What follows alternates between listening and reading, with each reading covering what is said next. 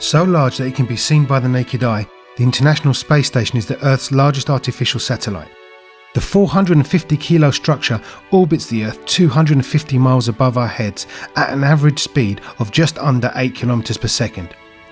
Though it is the 9th inhabited space station, it is the largest, the longest inhabited, and the first truly international space station.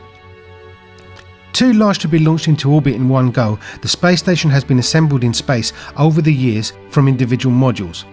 The first module, Zarya, was launched in November 1998. The station remained unmanned for 2 years until the installation of the Zvezda module, which added the crucial life support systems which enabled the astronauts to live aboard the space station.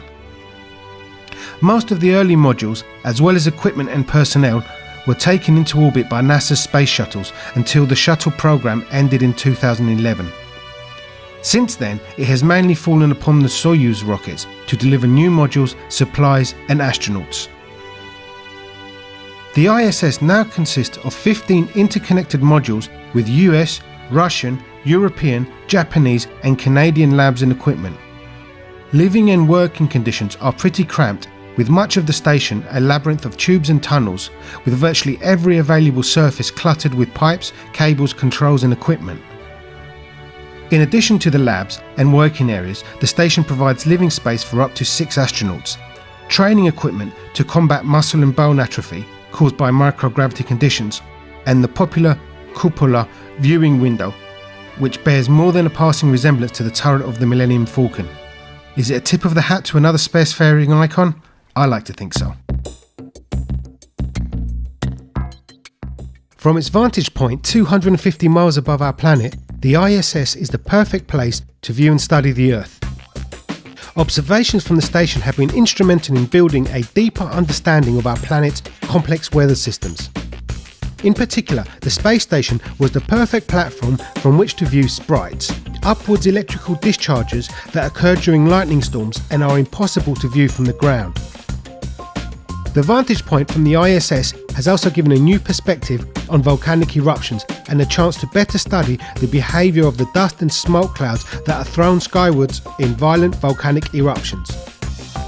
The space station is also, of course, a perfect platform from where to study space itself. Its laboratories offer the ability to conduct long-term experiments in near-space conditions, offering valuable insights and the ability to test theorems more fully than is possible on terra firma. Having permanent labs and scientists in space also means new experiments can be conducted without the lengthy and costly logistics of planning, constructing and launching a dedicated space mission. This means the spacefaring labs can respond to new discoveries and data far quicker and fully explore ideas and hypotheses. Studying deep space is also far easier from a position in space itself, free of the distortions and interference created by our atmosphere. Just as the Hubble telescope was a game changer when it came to deep space imaging, ISS-borne instruments will massively improve our understanding of the cosmos. The Alpha Magnetic Spectrometer, or AMS, is one such sensor built to detect the ever-evasive dark matter. Installed in 2011, the AMS has already gathered significant evidence that goes part way to proving current theories about the nature of the universe. The International Space Station is also intended to be a stepping stone into deeper space, providing an in-orbit launchpad for missions to the Moon, Mars and beyond.